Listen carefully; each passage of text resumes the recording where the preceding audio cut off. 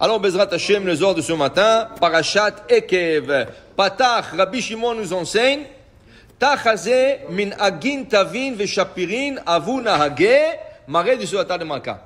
Quand tu es le fils du roi, et tu es à table avec ton père, il y a un protocole à suivre. Même si tu es le fils du roi, tu es un prince, il y a des protocoles à table du roi. Ça veut dire, comment attraper le couteau et la fourchette. Le couteau à droite, la fourchette à gauche. Malgré que le Baba Saleh, il a dit, ça doit être le contraire. Baba Saleh était très strict, que les gens mangent avec la fourchette à droite. Et ils font rentrer le manger dans la bouche avec la fourchette à droite. Le Baba Saleh était très très strict là-dessus. Mais la coutume, ça veut dire la coutume du monde, c'est mettre la fourchette à gauche et le couteau à droite. Mais vous allez voir, quand tu t'habitues, c'est très facile. Alors, bon, mais il y a des protocoles, pour dire, il y a des protocoles. Tu bois pas comme tu veux. Quand tu manges de la soupe, il y en a quand ils mangent de la soupe, ils font beaucoup de bruit. C'est pas des recheres. Quand tu es à table du roi et quand tu es un roi, tu manges pas la soupe comme ça, tu comprends? Tu bois pas avec une paille à table. Et tu bois pas d'une canette. Il y a des règles à suivre. Quand tu es fils du roi, il y a des règles à suivre. Et comment mettre la serviette, Dire à Bishon Bar Yochai, si pour le roi, chair et os, il y a des règles à suivre, à la chat kama vekama, à plus forte raison, quand tu t'assois à table d'Akadosh Baruch Hu, il y a règles à suivre. Quand? En Shabbat. Le vendredi soir, le samedi, quand tu es à table, Akadosh Baruch Hu, la Shekhinah, il vient, et comment on appelle ça? Le roi et la reine, Akadosh Baruch Hu, et la Shekhinah, Shabbat Malketa, la Shabbat, ils sont à table avec toi. Alors si le roi et la reine sont à table, il faut respecter les règles. Quelles sont les règles de la Torah quand il y a un roi et une reine à table? Selon, on va dire, le Zohar, il parle de vendredi soir. Alors il dit, il y a 10 règles à respecter, dit Rabbi Shimon Bar Yochai. Il y a 10 règles à respecter. Quelles sont les règles? Il dit comme ça. Chad, la première règle, Netilat Yadayim. Tu ne peux pas t'asseoir à table sans faire Netilat Yadayim. Tu veux manger du pain, tu veux manger la challah, tu veux faire le motzi. Il faut faire Netilat Yadayim. Règle numéro 1, Netilat Yadayim. Tinyana. Règle numéro 2, les takana, shte kikarot le Shabbat. C'est très important d'avoir 2 chalot à table. Le Shabbat, le vendredi soir, le samedi midi et le samedi après-midi, la Souda Shlishit. C'est très important que le pain, il y aura 2 halot. Pas une seule, 2 halot. Des fois, tu n'as pas. On va dire, tu as mangé plus le vendredi soir, tu avais faim, tu t'es oublié, il n'y avait pas. C'est toujours bien d'avoir un paquet de matzah à la maison. Tu as un paquet de matzah. Il te manque une challah. Prends une matzah, ça va être lechem mishne. Tu as une challah plus matzah, lechem mishne. C'est pour compléter. Des fois, ça peut être maisonnote. Ça veut dire si tu as un rôle qui est maisonnote, ça peut aussi compter dans le cas qu'il n'y a pas. Mais c'est important que ce soit 2. Il faut 2 pains pour faire le moti. On appelle ça lechem mishne. Après, il dit tlita, le numéro 3. Le mechad tlat sudatin. C'est important de manger 3 repas. Et c'est important de mosif chol hakodesh. Ça veut dire que le repas de Shabbat, le plus tôt que tu peux le faire, c'est le meilleur. Comme ça, tu ajoutes du vendredi, qui est le jour profane encore, tu l'ajoutes dans le Shabbat. Alors si tu peux faire en été, le Shabbat plus tôt, c'est mieux. Pourquoi attendre le Shabbat plus tard? C'est mieux encore plus tôt. Plus tôt le Shabbat, c'est mieux. Oui. Parce que là, qu'est-ce que tu as fait? Si tu as rentré le Shabbat plus tôt, ça veut dire que tu as pris une partie de la journée de vendredi, qui n'est pas encore Shabbat, qui est la journée de vendredi, et tu l'as ajouté dans le Shabbat. Alors, au lieu de rentrer le Shabbat à 8 heures, tu l'as rentré à 7 heures. Qu'est-ce que tu as fait? Tu as pris 1 heure du jour profane et tu l'as rentré dans le Kodesh. Mosif Michol à la Kodesh. Tu as ajouté du jour profane dans le jour sacré. Tu as fait 1 heure de plus dans le Shabbat. C'est bien.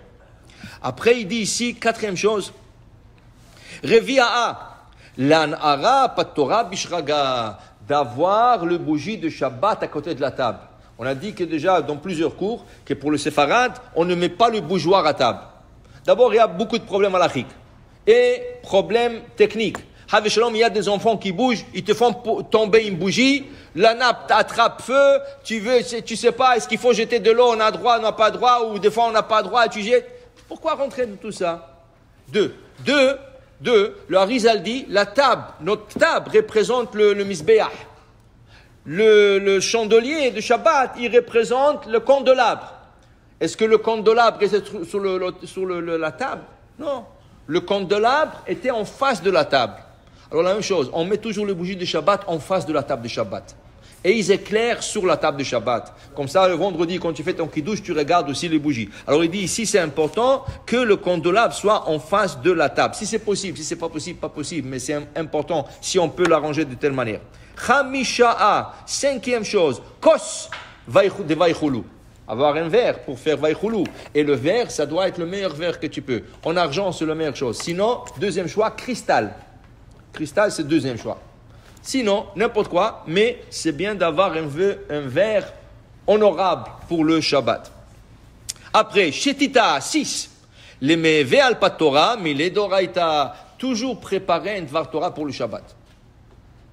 Avec ta femme, tes enfants, des invités, toujours tu fais un dvar Torah. Okay?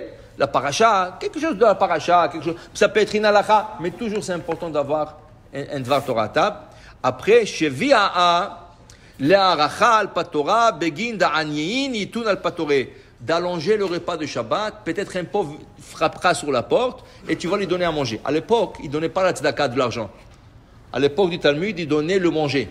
Alors quand tu étais à table et le pauvre tapait sur la porte, quand il t'est trouvé à table, tu l'as invité. Quand tu lui donnes, il a un peu honte. Mais quand tu lui dis, Baruch Haba, viens, assis-toi avec nous, alors tu allonges un peu le repas de Shabbat. Il y en a qui sont pressés. Non, le Shabbat, tu allonges le plus possible sur la table de Shabbat, tu fais le plaisir de Shabbat, pourvu qu'il n'y a pas trop, qu'ils ne disent pas trop de bêtises, mais ça, c'est mitzvah d'allonger. Après, Temina'a, numéro 8, Netilat yadaim b'mayim acharonim. Tu as fini de manger, mayim acharonim, très, très important, comme dit le Rav Ben Ishraï, c'est la part du Satan. Le Satan, quand tu vas manger le Shabbat, même en semaine, mais surtout le Shabbat, de bon manger, de délicieux, tout, il dit, waouh, regarde, il a fait tout ça, et moi, il ne m'a pas invité, il est jaloux de toi. Et là, qu'est-ce qu'il veut faire, le Satan? Il veut te mélanger dans Birkat Hamazon. Il va te donner toutes sortes de mélangements dans Birkat Hamazon. Après, tu vas dire, est-ce que j'ai fait Birkat Hamazon? Je n'ai pas fait Birkat Hamazon. Et dans la bracha, tu te trompes avec la 12e, avec la 3e, et tu avales 2 mots. Tout ça, c'est le Satan. Quand tu fais Maïm Acharonim, tu dis, ça c'est la part du Satan, laisse-moi tranquille. Alors il s'en va de là-bas, il te laisse tranquille. Alors c'est très important de faire Maïm Acharonim. Après, Teshia'a, numéro 9, Birkat Hamazon, faire Birkat Hamazon, ça avec Havana. Que tu as mangé, Vachalta, Vesavata ou Berachta. Fais Birkat Hamazon. C'est la seule bracha qui est de la Torah, on a dit c'est la seule bracha qui est de la Torah. Dans ce cas, tu feras Birkat Hamazon.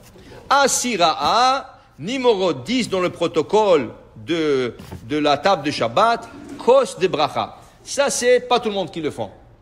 Il y avait une coutume que les gens, quand ils finissaient le repas de Shabbat, il y a 3 hommes à table, au moins 3 hommes, ils prenaient un verre pour faire Birkat Hamazon. Alors tu fais Birkat Hamazon, avant de faire Birkat Hamazon, tu prends un verre, tu le rinces, tu ajoutes du vin, tu le remplis avec du vin. Celui qui fait le zimoun, à la fin du Birkat Hamazon, à la fin, il dit comme ça, tout le monde dit l'chaim, on appelle ça kosh shel beracha, c'est un verre qui emmène la bracha. Okay? Et c'est important de le donner à ta femme à goûter et aussi à l'assistance. Ça, c'est la 10e mitzvah à table. Maintenant, aujourd'hui, les gens ne le font pas. Mais ça serait bien de le faire avec 3 personnes, minimum 3, et tu donnes à tout le monde à goûter. Kosher bracha. Ça, c'est un verre qui donne la bracha. Si vous vous rappelez, on l'apprend d'Avraham Avinu. Avraham Avinu, les anges sont venus. Il leur a préparé à manger, il leur a fait laver leurs pieds et leurs mains, ils ont mangé. À la fin, qu'est-ce qu'ils ont demandé à Avraham? Aïe Sarah Ishtecha, où est Sarah ta femme? La Gemara dit, comment il y a Sarah? Est-ce que tu demandes quand tu vas chez quelqu'un où est ta femme? C'est absurde de demander où est ta femme. Qu'est-ce que ça te regarde? Dit la Gemara? Non, parce qu'ils étaient 3 anges. Ils ont fait Birkat Hamazon, et là il fallait faire Kos Shel Beracha. Ils voulaient envoyer le Kos Bracha à Sarah, parce que c'est un verre qui va donner la Bracha, qu'elle aura un bébé. Et c'est comme ça qu'elle a eu Yitzhak. Par le Kos Shel Beracha, 2 anges. Imagine-toi, les anges, ils ont fait Birkat Amazon, ils ont fait un bracha, ils ont envoyé ça à Sarah, ça a béni Sarah, elle a pu avoir le bébé. Alors pour dire que c'est très important le deuxième vers. Amen, ve amen.